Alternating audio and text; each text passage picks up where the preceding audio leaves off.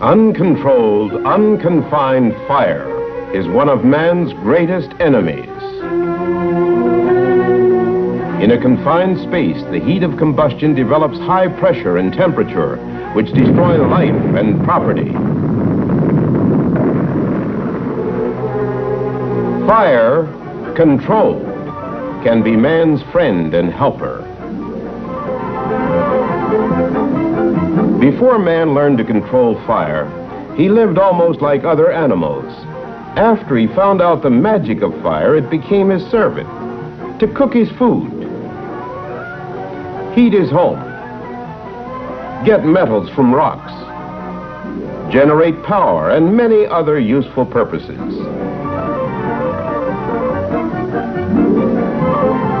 Controlled combustion in a confined space generates power and does useful work.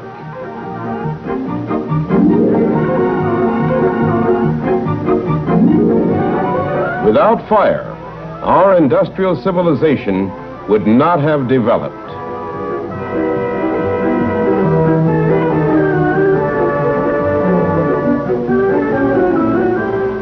Coal would be useless.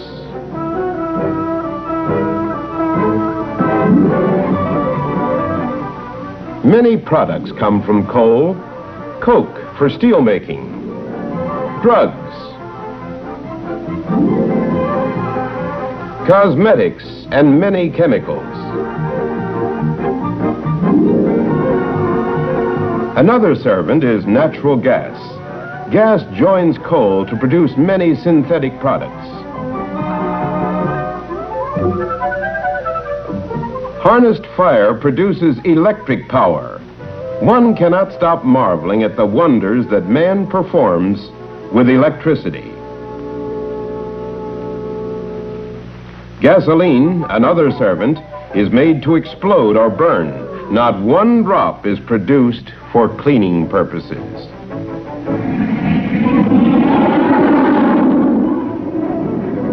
Modern aircraft and automobiles are the results of manufacturing gasoline that explodes so well. The abuse of man's most useful servants makes the headlines.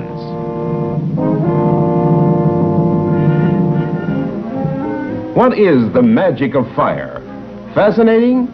Yes. Mysterious? No. To have fire, fuel is necessary. What is fuel? Primitive man burned wood for heating.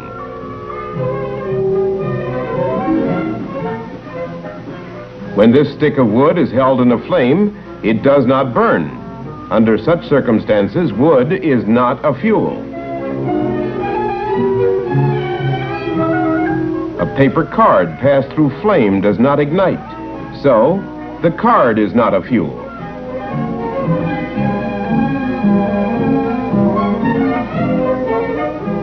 Over 100 years ago, the first oil well was drilled in Pennsylvania. They were seeking something to replace whale oil for illumination.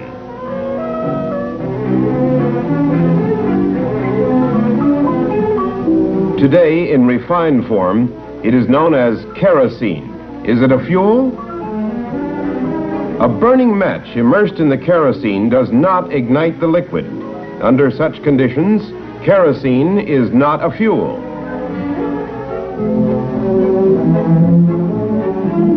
If a petroleum-based solvent is desired to clean engine parts, Stoddard solvent, similar to kerosene, may be used.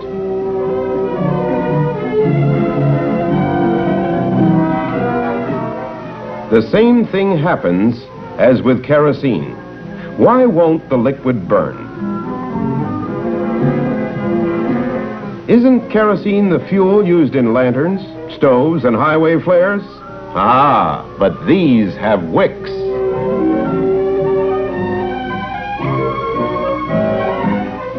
Let's take the same card that did not burn. Dip it in the solvent that did not burn.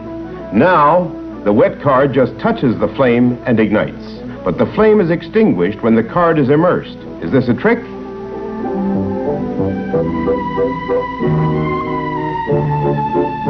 The card is not charred except on the edges. The liquid did not burn. What happened? The flame vaporized the film of liquid and the vapor burned, not the liquid or card.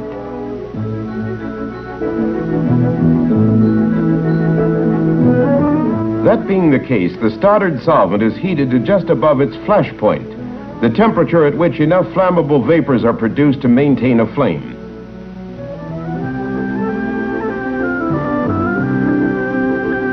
Here, liquefied petroleum gas, commonly referred to as LPG, is being loaded for transportation. It is an excellent fuel.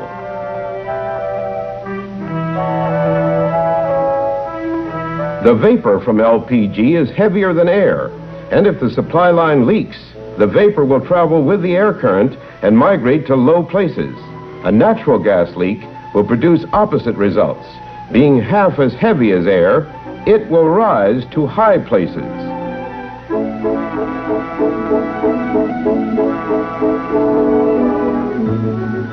All types of gas appliances should be installed so that natural ventilation will carry away any unburned gas or products of combustion.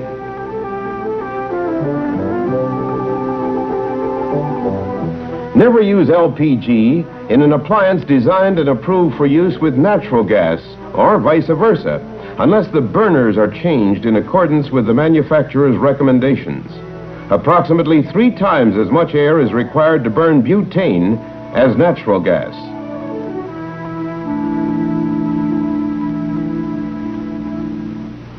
The temperature of this liquid is about 110 degrees Fahrenheit, a temperature that men prefer water for shaving. At this temperature, enough flammable vapors are given off for combustion. The lighted match hardly reaches the rim of the pan before the vapors ignite. The liquid does not burn, just the vapors. This establishes a fundamental fact. Fuel is necessary to start a fire, but it must be in the form of a vapor.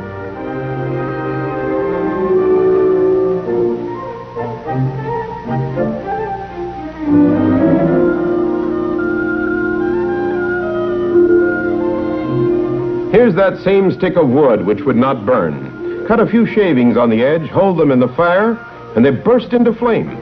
The solid wood is not burning. It is the alcohol, turpentine, and other flammable vapors that are given off when the shavings are heated. Many liquids give off vapors without heating. Common among these are ether, acetone, alcohol, and gasoline. Of these, gasoline is the most common. Here is an approved container for gasoline. It is made of metal, not glass or plastic. Glass containers break easily. Plastic ones may break, burn, or deteriorate.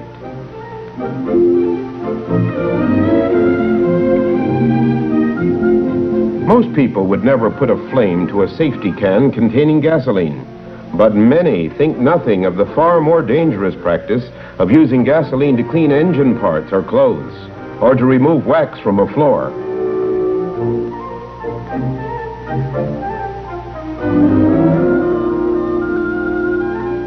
How close can a flame be brought to this pan of gasoline before it flashes? Again, the liquid does not burn, just the vapors. If gasoline is spilled, the liquid can be seen. The danger lies with the unseen vapors. Will flammable vapor alone burn?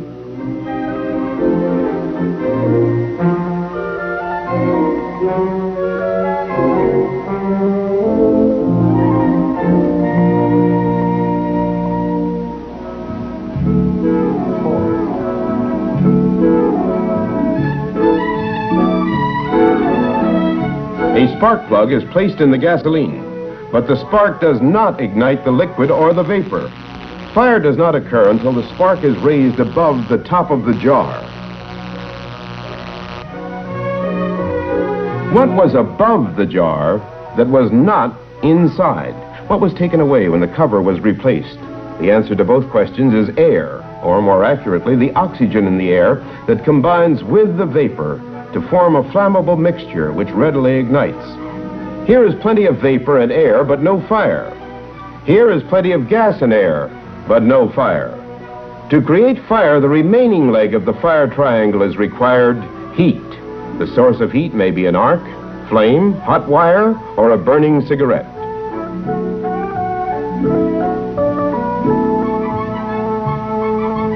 When fuel is present in the form of vapor or gas, together with air and heat, a fire can be started.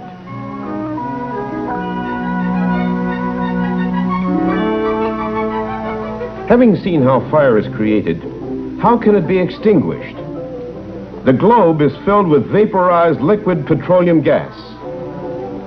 When the cork is removed, the gas, which is heavier than air, flows to the flame on the table.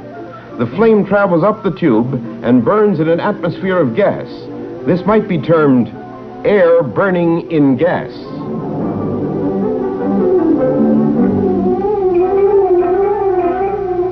And here is gas burning in air.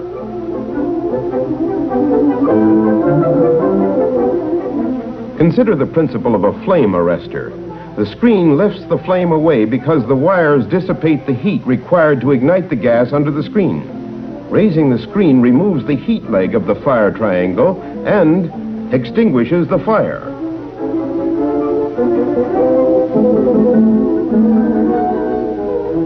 Replacing the cork in the tube cuts off the air and takes away the air leg of the fire triangle.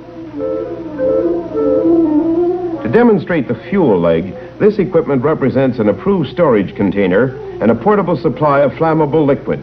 The bottle represents an underground tank at a gasoline service station. This vent extends from the tank to above the station buildings.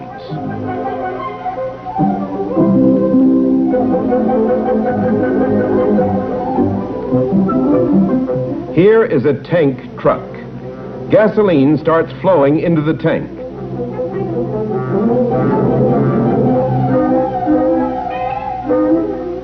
Someone, ignoring the no smoking sign, ignites the vapors coming out around the truck filling hose or the vent. An alert station attendant or truck driver could close the tank valve, shutting off the fuel, removing the fuel leg of the fire triangle and extinguishing the fire. If any leg of the fire triangle is taken away, the fire goes out and the triangle collapses. This is an approved, sturdy metal container for storing flammable liquid. In case of fire, the lid opens to relieve pressure and closes to snuff out flame. Its low center of gravity makes it resist overturning.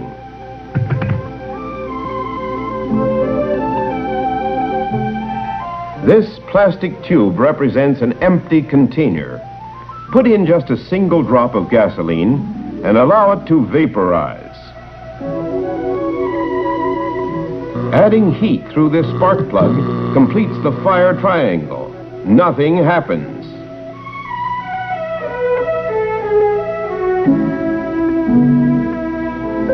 Add a second drop of gasoline. Turn on the heat,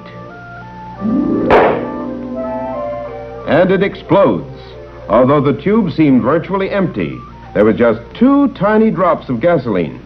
The 1-gallon approved container holds 155,000 drops, the energy of which is comparable to about 200 sticks of dynamite. Hardly anyone would store even 1 stick of dynamite in his basement or garage. Yet how many know of a gallon jug of gasoline stored around a home? The jug could easily break and the gasoline vaporize.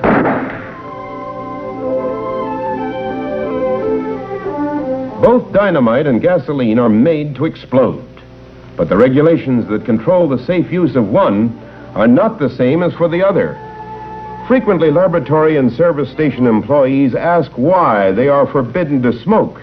but are permitted to use an open flame on a bench or table.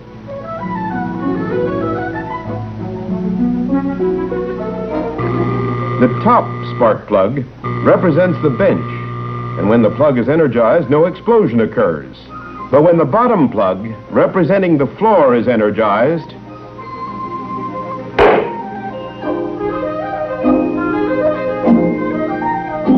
now 10 drops of gasoline are vaporized.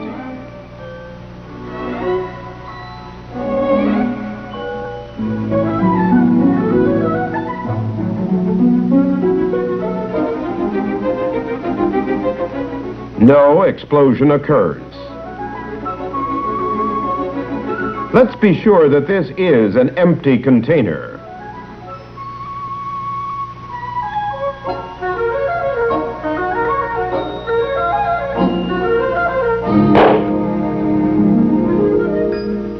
To produce a fire, fuel as a vapor, air, and heat are required.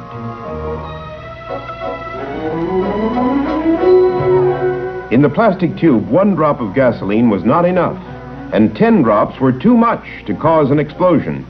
The fuel, therefore, must be mixed with air in definite proportions called flammable limits.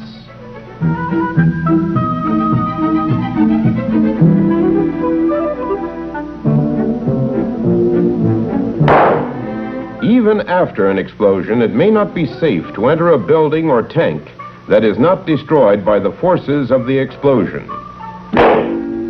Nothing is added to the tube, but another explosion occurs. And another. This is not necessarily the last explosion that could be obtained. No person should enter a building or a tank after an explosion without first testing for the safety of the atmosphere. Sometimes workmen who should know better call oxygen air and attempt to substitute compressed oxygen for compressed air with disastrous results.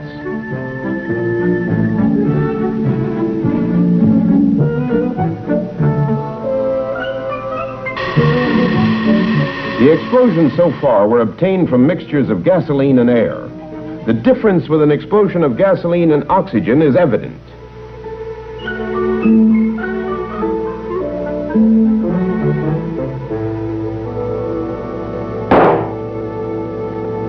The same gas-air mixture that burns freely in air will explode in a confined space. To illustrate, the flame is blown out.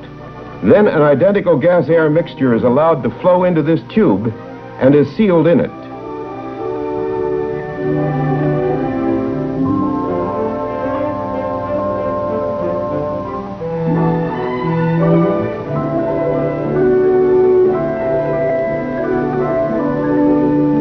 Here in the open, the mixture ignites without perceptible sound, but in a confined space, it burns with considerable noise.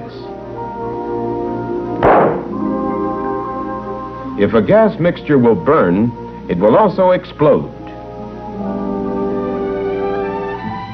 When using a flammable spray, stay away from flame. This distance is too close because a serious fire might be started.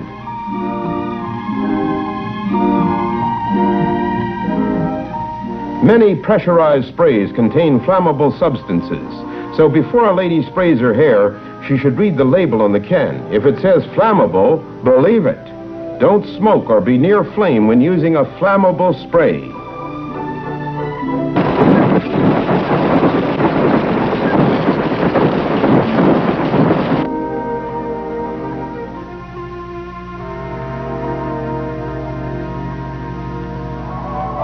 Vapors of gasoline, butane, and ether are heavier than air and will flow downhill to low places. To illustrate, after saturating a handful of cotton waste with gasoline, the waste is inserted in the top of an open trough, and the vapors flow down the trough to the flame. Also, the flame elongates until the vapors are within the flammable range.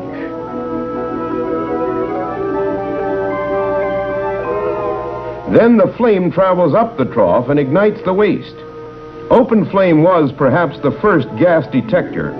It is a good detector, but using open flame to detect flammable gas is a very unsafe practice. In early days of coal mining, young sons of miners were employed to watch the flame of a candle or open lamp And when they saw it elongate, as shown here, they knew that gas was present and that something must be done to improve ventilation.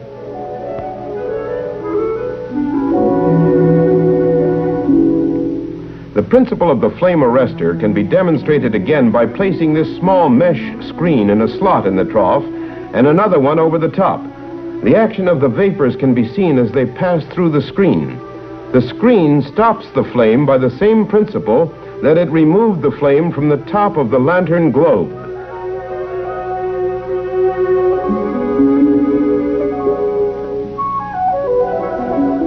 If one should be carrying an open container of flammable liquid and it catches fire, don't throw it. Don't drop it. Handle it as if it were the most precious article in the world. Put it down carefully to protect your life. As long as the liquid remains in the container, you know where it is.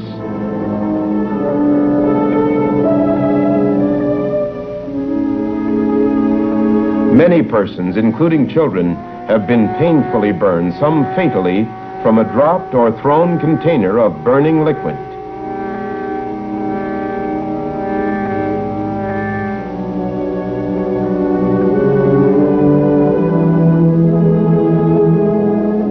If a pan of grease on a stove catches fire, don't throw flour on it. Flour is combustible and will explode. Baking soda, put in a flour sifter and sprinkled over the fire, can be used safely as an extinguisher. A better method is to exclude the air by putting a lid or a wet cloth on the burning pan.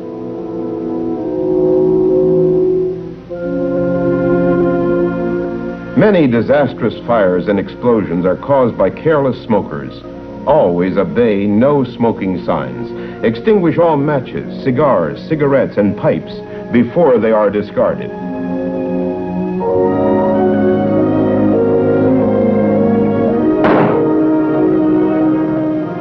The magic of fire is intriguing, not sleight of hand or mysterious.